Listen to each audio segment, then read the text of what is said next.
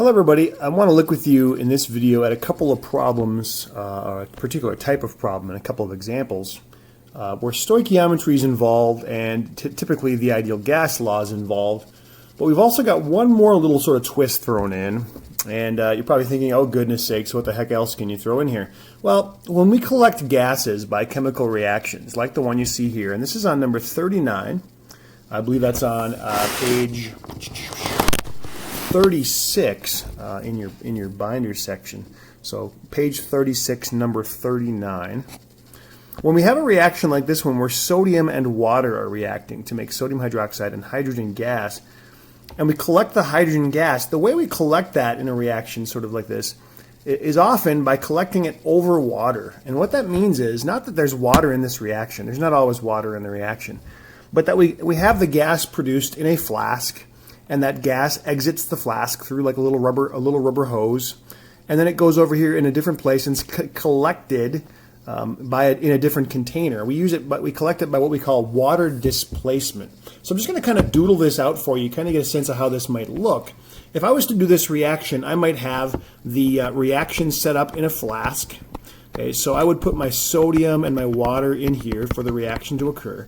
Put them in here. And if I put water in here and I throw some little chunks of sodium in here, I'm going to get my hydrogen gas bubbling out of there. Blah, blah, blah, blah, blah, blah, blah, blah, blah, blah, lots of hydrogen forming. And I'm going to get all this hydrogen gas coming out here into the atmosphere above the space, above the liquid, above the water and above the sodium that's reacting down there in the flask. And all that hydrogen gas would just escape out the lid of this Erlenmeyer flask. What we would have then in place is a stopper. I'm going to put a rubber stopper in there. Okay? And then through that stopper I would have a small piece of glass tubing that would come out of it, and that would extend down here into the opening, and the gases could pass up through that little tube, and then they would go out through that tube, and then on the end of that tube I would have a rubber hose, and off that rubber hose, just so it's flexible, the gas would travel through that rubber hose as it's being produced. That's a terrible line. Let's try that again. As it's being produced, it would travel through there, and I would put it into another container, okay, where the gas is then collected. And so what I would do is have, say, a tub of water over here. And so I've got this filled up with just regular water. And I would have sort of upside down in that another container. Maybe it's a graduated cylinder, maybe it's a flask. I'm going to use a graduated cylinder. And I would fill that graduated cylinder with water and then quickly flip it over into this guy so that it was upside down and full of water. So I've got it inverted. Maybe I have that in a clamp. Maybe my lab partner's holding on to it. And I would run this hose into that trough and stick it down in here. And the end of that hose I would stick into the end of my graduated cylinder. And that hydrogen gas, which I've got here as the blue dots, it travels down this hose, bloop, bloop, bloop, bloop, down through this hose. And it gets down in through here, and it wants to go up because gases like to rise. They're less dense than their surroundings typically, especially hydrogen. And so that hydrogen would want to bubble up and go to the top of this flask. And as it did, it would get trapped up here, and it would force the water that was in that graduated cylinder downward. And so as I collected my gas, blub, blub, blub, all my bubbles would go up in here and they would pop and they'd fill this space with hydrogen gas, here represented as those little blue specks. And what that would do is it would force the water in that graduated cylinder downward because gases push on liquids, and liquid like this water just kind of gets out of the way because it can flow. And if I filled that all the way down to this level at the water, all that space would be filled up with water vapor. I'm sorry, with hydrogen gas, but also trapped within that space, importantly, is water vapor. Why? Well, because, look, if I zoom in really closely on the surface right here, and focus in kind of right here at the surface of this, where the water is meeting the hydrogen, if I look really closely at that surface, and zoom in on that, so let's take a closer look right here. If I was to look closely there, I would see my water level. So this is my liquid water level. I would see my hydrogens up here, trapped in the space above it. But if at the surface of that water, I would also have evaporation taking place, right? So for water, there would be water molecules all over down in here, H2O molecules in this lower layer, okay? So these are H2O molecules. And up here, I've collected my hydrogen gas that was formed by the reaction way over in that other container and bubbled up here through the hose, right? So as that water has that hydrogen trapped above it, the water is also itself evaporating a little bit. So some of the water molecules in this bottom part of this zoomed in picture will evaporate off the surface and go up into this space too. And so up in here I would have hydrogens, I would also have some waters. And so this space that I'm collecting, this space right in here, okay, represents a mixture actually of two gases in this case. It's a mixture of the hydrogen that we actually produced that we're most interested in this particular example, and the H2O vapor, water vapor, that just simply evaporates naturally off the surface of the water into the space above it. So some evaporation takes place. And so up in this container I would have, let's say, mostly hydrogen, because that's what I bubbled in there, and a little bit of water vapor that would also get trapped in that space. And so it's a mixture. And so if, let's say, we know the volume of that particular sample, in this reaction it says this is 85 milliliters. 85 milliliters in that space. If that's 85 milliliters, how much of that 85 milliliters is actually the hydrogen, and how much of it is the water vapor that's also trapped in there, almost like a contaminant at this point?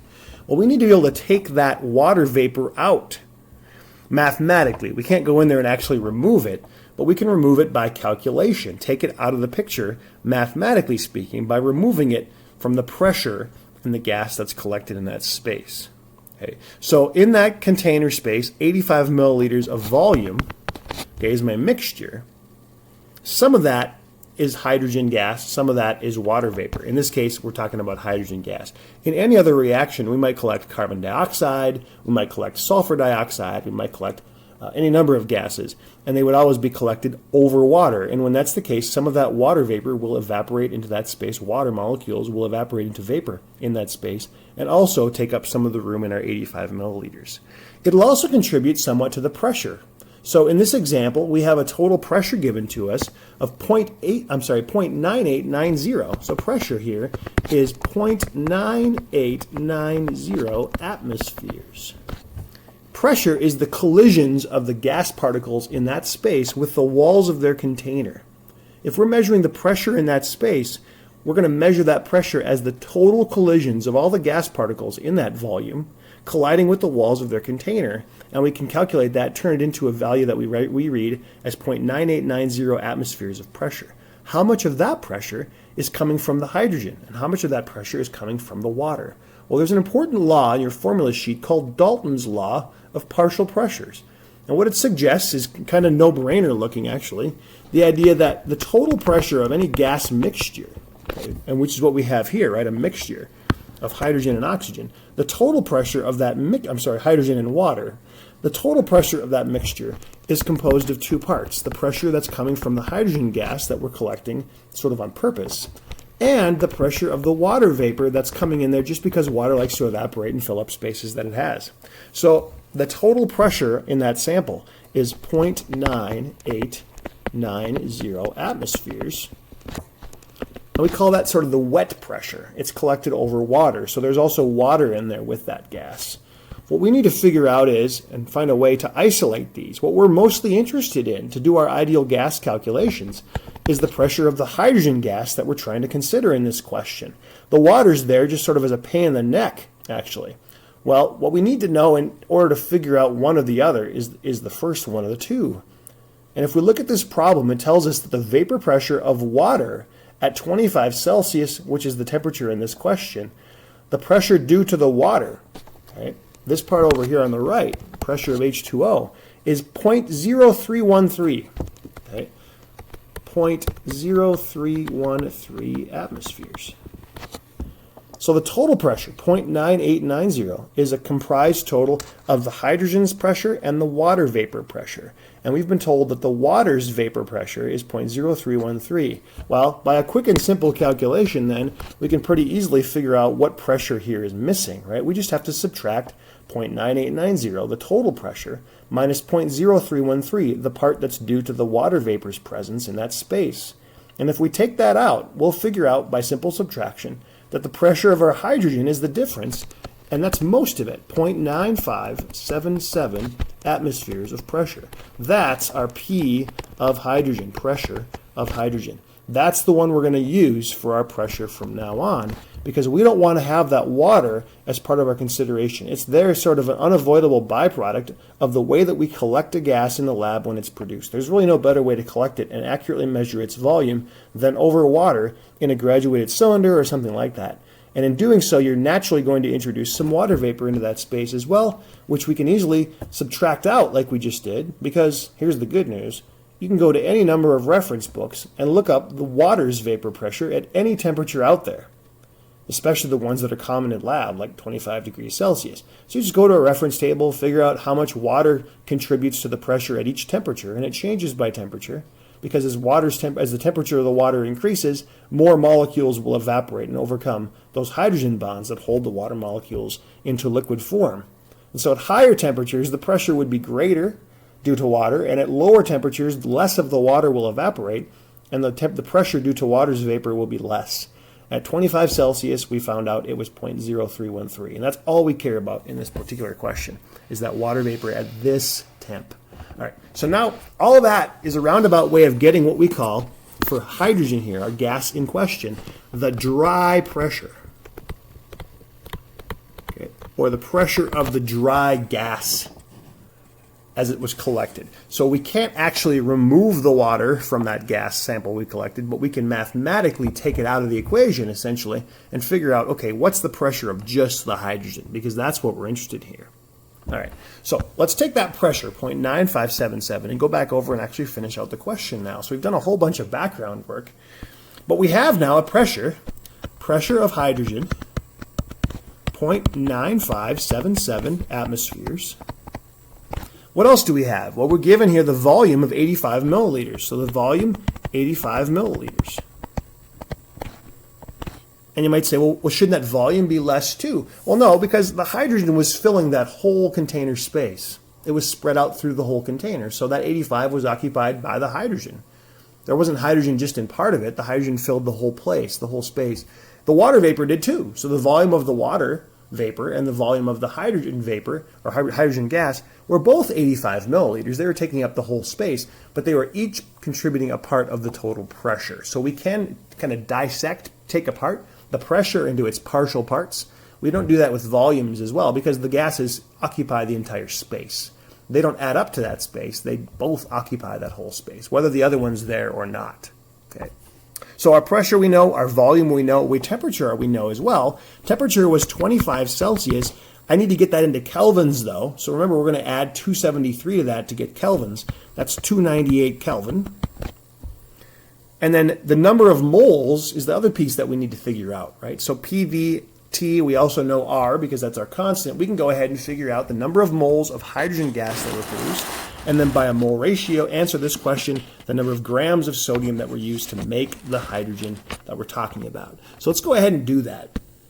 To do my ideal gas equation, I'm going to solve for moles. So N moles equals PV over RT. Pressure we figured out was 0.9577 atmospheres.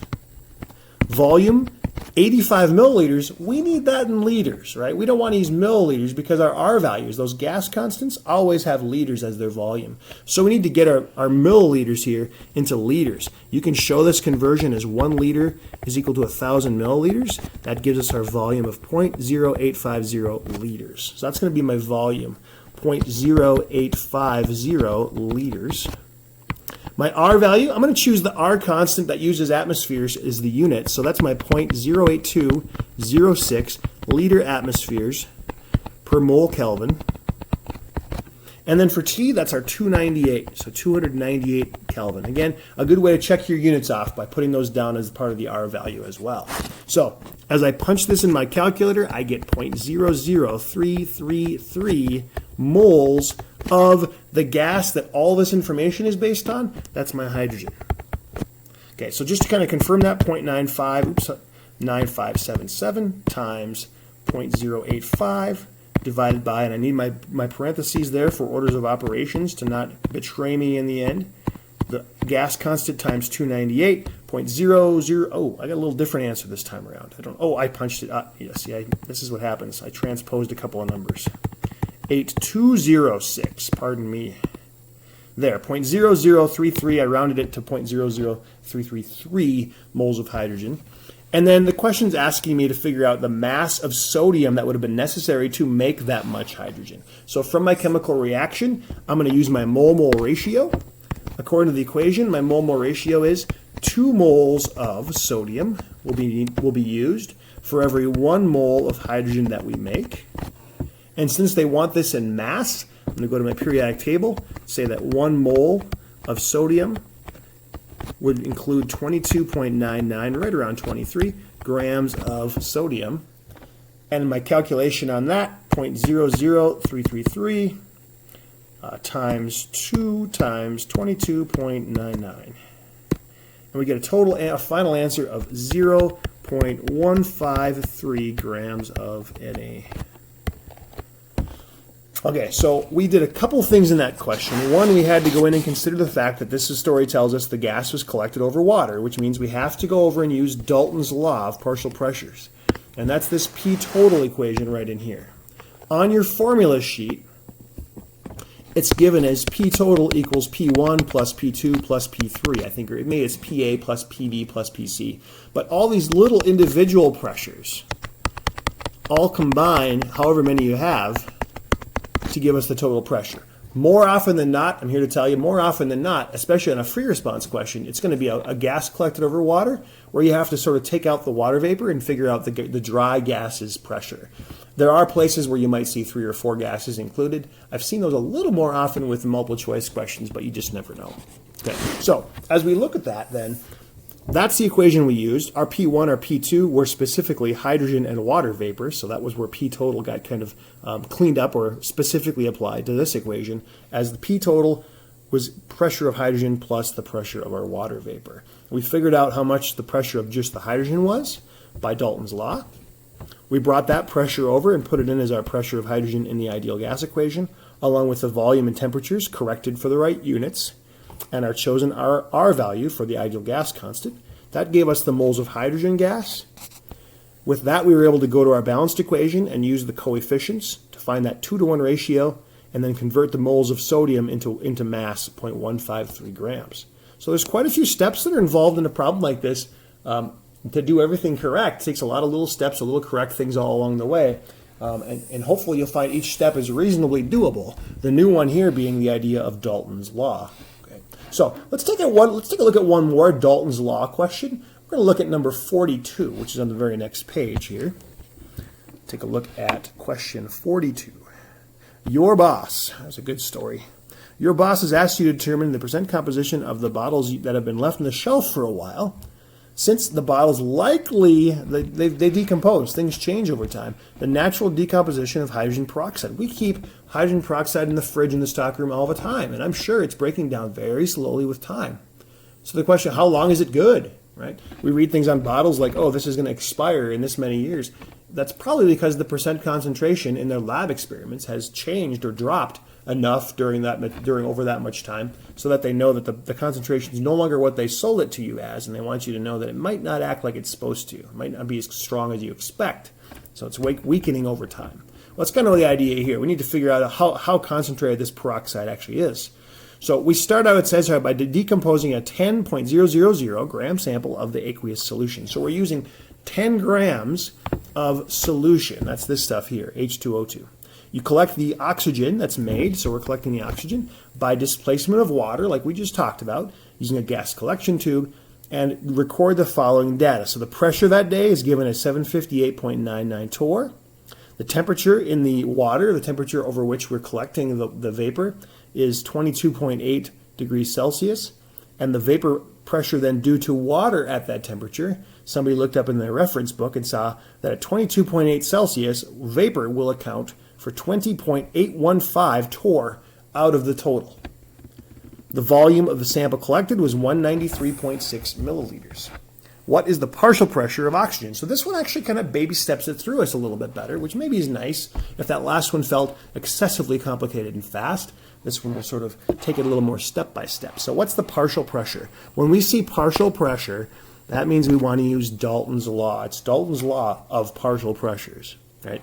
So P total equals P1 plus P2 plus P3, etc. In this case, P total is going to be comprised of the oxygen gas that we're collecting on purpose, and, as we mentioned before, the water vapor that naturally forms when we collect a sample of gas over water via displacement of water, pushing that water down out of the container, out of the gas tube where they were collecting the volume. And so, in this case, we know the P total. They gave it to us in the table, 758.99 torr. That's the total pressure made up of two parts, the oxygen, which we don't know just yet, and the water vapor, which according to my reference book says is 20.815 torr of pressure. So out of that 758.99, a pretty small part of it, but a significant part of it, is coming from the water.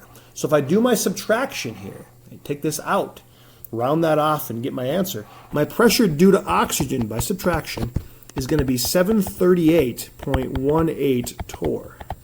Okay, so that was 758.99, the total, minus the part due to water vapor, 20.815. And I get 738 I'm going to round it off, 18. Okay, so that's my P of oxygen only. It's the answer for the first part of this question, part A, the pressure of the oxygen. That would be called the pressure of the dry gas because we've mathematically removed the water. How many moles of oxygen were produced in the decomposition? Moles, remember, are going to be calculated out, and our abbreviation for that is N. And if you can remember that moles is N in these problems related to gases, a lot of times you'll say, oh, moles is N, I'm going to use the ideal gas law. So as like in the last one, PV over RT. It's a little cramped here, apologize for that. The pressure is the one we just found, so we're going to use that, 738. I can say it, but I can't write it. 738.18 torr. That's my P, my pressure here. Volume, 193.6 milliliters. I need that in liters, remember. We don't want to use milliliters. I move that decimal over 3 times when I divide it by 1,000 and get 0.1936 liters. Right, move that decimal over 1, 2, 3, 0.1936 liters. My R value in the bottom here, I'm going to choose the R value that matches my pressure unit. And so in this case, my pressure in torr says I need to use the R value 62.36 off my formula sheet. And the unit on that, liter torr. Notice how those numerator units are going to cancel out with the numerator's units. That's handy. And then moles, Kelvin, in the bottom.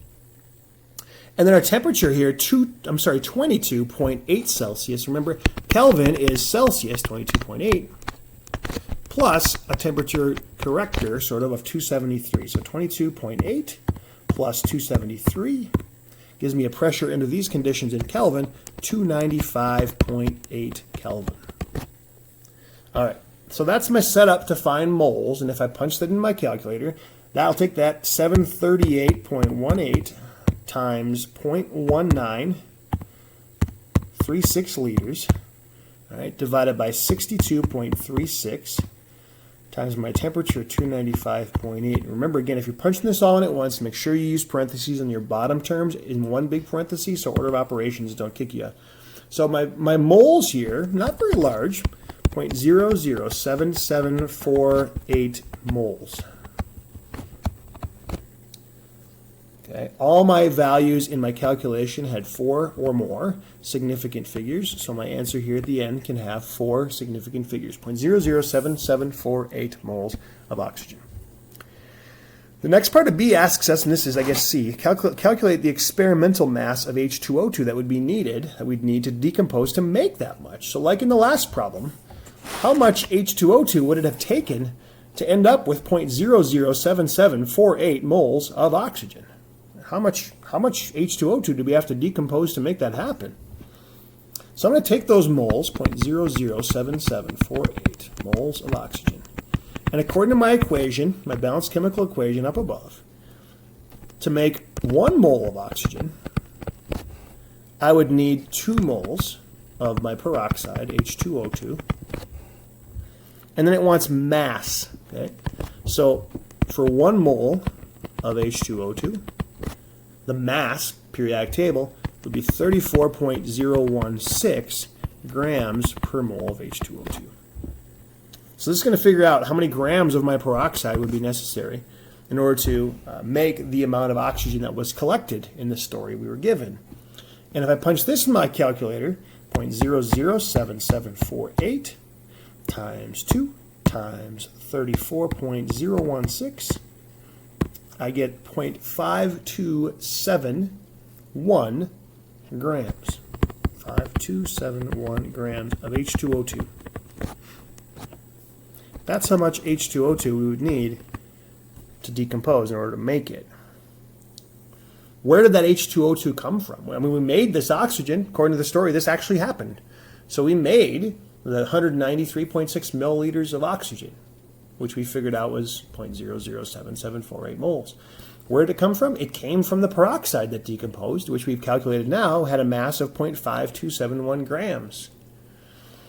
Where was that peroxide? It was in the sample that we decomposed, and says, okay, calculate the percent by mass in the original 10 gram aqueous sample.